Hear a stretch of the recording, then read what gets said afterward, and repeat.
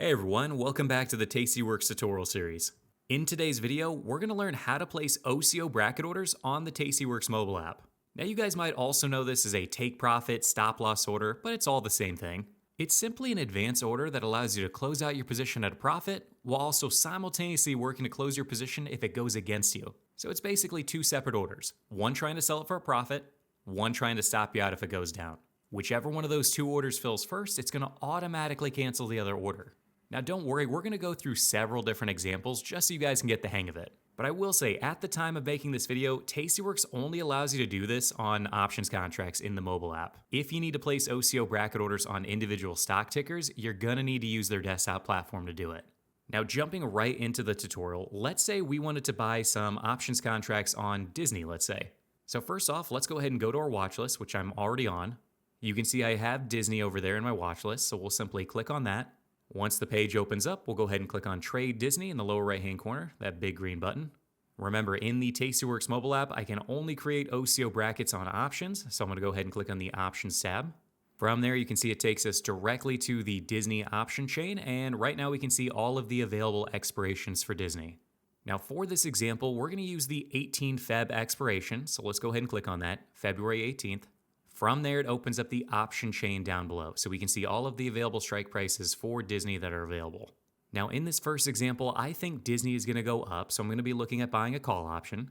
And let's say I think the 155 calls look appealing, so I want to go ahead and buy that call option. Looking in the center there, you can see the 155 strike option, and since we're trading the call options, we'll look on the left-hand side and see it's trading for $3.95 by 410. Now, since I want to buy this option, I'm going to go ahead and click on the asking price, $4.10. As soon as I do that, you can see the option I clicked on gets highlighted in green, so we know exactly which option we're about to trade. And down below, you can see the order ticket for this trade.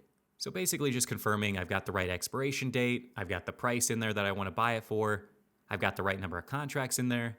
But in our case, remember, we wanted to create a first triggers OCO bracket. Now let's say in this example, I wanted to buy this contract if I could ever buy it for $4 or better. Then immediately after I buy it, whenever that happens, I automatically want to put out an order to sell it for $6, so that would be a $2 profit, or I want to get stopped out if the contract ever goes down to $3. So basically I want to sell it for a $200 profit or get stopped out when I'm losing $100. So what we're actually going to do is go ahead and click on the bracket button in the upper right-hand corner of the order ticket. As soon as we do that, we can see the one triggers, a one cancels, the other order pops up right here, and this is where we're going to start editing things. Now the first screen here is the opening trade. So in my example, I said I first wanted to buy this contract only if I could get it for $4 or better. So let's go ahead and click on that limit price right there, $4.10. I'm going to delete that out of there and just put 4 in there. Now that I'm happy with that, I'll go ahead and dismiss the keyboard. Looking down below, you can see the time in force is good until canceled. I'm actually going to leave it as good until canceled, because if it doesn't happen today, I want it to try again tomorrow. Doesn't happen tomorrow, try again the next day, and so on. Now that I'm happy with that, we're going to move on to the actual OCO bracket itself. So we'll go ahead and put our finger on there and scroll to the left.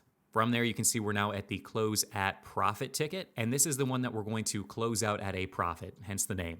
So in my example, I said I wanted to close it out if it ever hit $6 because I wanted to take a $2 per contract profit. So we're going to go ahead and delete this 615 out of here and just type in 6 and dismiss the keyboard. Again, I'm going to go ahead and leave this as a good until canceled order because if I end up buying that contract for $4, I want to try and sell it for $6 anytime I can. If it happens today, that'd be great because I'd love to take that profit off today. But if it happens in a week from now, I'd still like to sell it for $6 in a week from now if I can. Now that I'm happy with that, we're going to go ahead and scroll to the left and work on the stop loss order. Now right off the bat there, you can see the stop trigger is the first box up there at the top, and currently it's $3.05. Now right now that means if this contract ever trades for $3.05 or lower, or if the asking price ever drops to $3.05, a market order will go out there to sell this contract. So the whole point of this stop loss order is saying, hey, if the options contract drops down to this price, automatically sell this thing for me because I'm afraid it's going to go down to $2 next or $1, and I want to stop myself out. I don't want to lose too much money on this thing. Now in my example, I said I wanted this to be $3, so we're going to go ahead and delete out that 0.05 and just make it 3, and then we'll dismiss the keyboard. Now you'll notice right below the stop type, you also have the ability to change it from a market order to a limit order, which means instead of a market order going out there once your stop is activated, a limit order will go out there. So you could think of this as kind of like a lower end threshold that you're willing to accept for this contract. So let's say you said, hey, if it ever drops down to 3, I do want to get out of this option, but I'm not willing to sell it for anything less than, let's say, 290. Well, then we could actually set this limit price. Instead of being 305, we could set it to 290. And what you're essentially saying is, I'm not willing to sell this thing for anything less than 290. So if there is a big gap down in the option price, let's say it immediately goes from 320 down to 250. Well, your stop would activate, but the limit order that goes out there would say, hey, I'm not willing to sell it unless I can get it for 290. So you would still be holding this contract. So it's important to note that neither of these is going to be perfect, whether it be a stop market or a stop limit order. It's just trying to help you out, just trying to protect you to the downside the best that it can. But let's say we wanted to use this one, a stop limit order, and the stop trigger is $3, the limit price is at 290. We'll go ahead and hit next down below. As soon as we click on that, we can see the overall trade that we're about to do. So the first one is to buy the contract for $4 or better. As soon as we buy it, it's going to trigger an order to sell it for $6 or stop us out if it goes down to $3. Whichever one of those two sell orders fills first, it's going to automatically cancel the other order. Now, if we actually wanted to place this, we would simply hit send down in the lower right-hand corner. And as soon as we do, we can actually see that order working on the activity page. Now, from this activity page, we could also adjust these tickets if we needed to, maybe adjust the limit price we wanted to sell it for or even buy it for. Or we could just outright cancel the entire OCO bracket order if we wanted to. So since we want to do a few examples, let's just go ahead and cancel this one out. We're going to go ahead and click on one of these tickets, and then we're going to say cancel complex order down in the lower right-hand corner.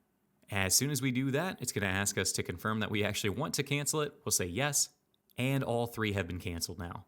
Now let's do another example just to get the hang of this. We're going to come up here to the search box in the upper right-hand corner, and let's use Micron as an example. So we'll type in MU up there and click on it in the list here. Just like before, we want to do this on an option contract, so we'll go ahead and click on option right there. Once again, we've got the option chain pulled up, or all of the options expirations available for Micron. In this example, we're going to use the February 18th expiration, which expires in 33 days from now, so we'll go ahead and click on that. Just like before, we've got the Micron option chain pulled up, but for this example, we actually want to buy a put option because we want to bet on Micron going down. So just like before, we're going to find the option we want to buy. So let's say we want to buy the $90 put. We can find the strike price right here in the middle. Looking over to the right, we can see it's trading for $1.78 by $1.85. Since we want to buy the put option because we think it's going down, we're going to click on the asking price, $1.85. Just like before, it highlights the option that we're about to buy, and we can see the order ticket down below. Now, before we create the bracket, let's say we actually wanted to trade 2 contracts this time instead of just 1. So we're going to come over here to the More button on the left-hand side of the order ticket, and we're going to click the Up button next to Quantity because we're going to bump it up to 2 contracts. Now, down below there, you can see I'm now buying 2 contracts of the February 18th $90 puts. Next up, I'm going to click on the Bracket Order button just like before. As soon as I do that, you can see the same OCO bracket window pops up with the opening trade first. From there, you can see I'm trying to buy 2 contracts of the February 18th $90 puts for $1.85 or better. Let's say we're happy with that current price, $1.85. We'll go ahead and leave that there as a good until canceled order.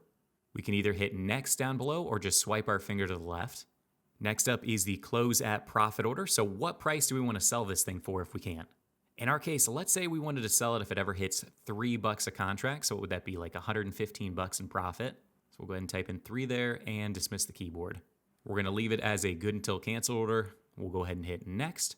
And we're going to set up the stop loss at, I don't know, let's say $1, saying, hey, if this contract ever goes down to $1 or lower, get me out of it. And for this example, we'll actually leave it as a stop market order, saying, hey, if it ever hits $1, put out a market order to sell this thing as fast as possible. Now that we're happy with that, we'll go ahead and hit next. As soon as we click on that, we can then see the first trigger's OCO bracket in its entirety. We can see our opening trade to buy it at $1.85 or better. If that order fills, it's then going to trigger an order to sell it at a $3 profit or stop us out if it goes down to $1.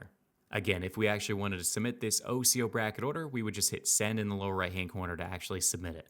Now, exiting out of this, let's just go through a quick example of how I would do this on a short option, because it's exactly the same process. Go ahead and cancel that out.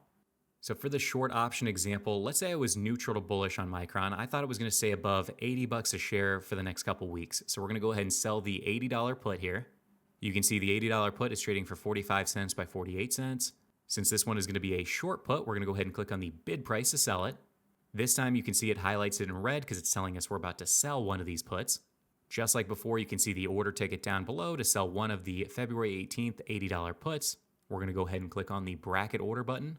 From there, you can see our opening trade just like before, except this time we're selling to open the contract. If I'm happy with that 45-cent limit price to get the credit of 45 cents, we'll go ahead and click next from there. In terms of the stop loss order, remember, since this is a short option, we would get stopped out if this option price increased. So originally we sold it for 45 cents. Let's say we wanted to get stopped out if it ever was trading for, I don't know, let's say $1. And remember, if it was trading for $1, we'd be down 55 bucks at this point. So I'm just going to keep hitting this up arrow until we hit $1. And right there, you can see estimated loss, 55 bucks, just like I said before. We're going to go ahead and leave it as a stop market order. So again, if it ever trades for $1 or more, it's going to trigger an order to go out there to buy to close this short put option. If we go to the next one, this is the close at profit order. And remember, we want to close this thing for a lower amount than what we sold it for. So let's say in this example, we wanted to buy it back for 5 cents. And remember, since we're selling it for 45 cents, if we buy it back for 5 cents, we're going to take a profit of $40. And it tells you that right up there at the top. Estimated profit, 40 bucks. If everything looks right, we're happy with this. We'll go ahead and hit next. And just like before, we can see our order ticket right there. At the top there, we can see the order ticket to sell to open one of the $80 puts for 45 cents or better. If that order fills, it's going to trigger an order to go out there to buy it back if it ever goes up to $1, because we don't want to lose more than 55 bucks. Or if it ever drops down to 5 cents or lower, we want to buy it back for a profit of 40 bucks. If we're happy with that, we would just hit send down below, and that's how you create OCO bracket orders in the Tastyworks mobile app. Now, there's really not a whole lot to it, but that is really everything you guys are going to need to know to place OCO bracket orders yourself on the Tastyworks mobile app. If I did miss anything or you guys have any additional questions for me, please let me know down below. Also, if you guys would like to support the channel and already plan on opening a Tastyworks account, please use my link down below and help me out a little bit. But that really wraps things up for today's video. I hope you guys all have an amazing rest of your week, and I'll see you all in the next video.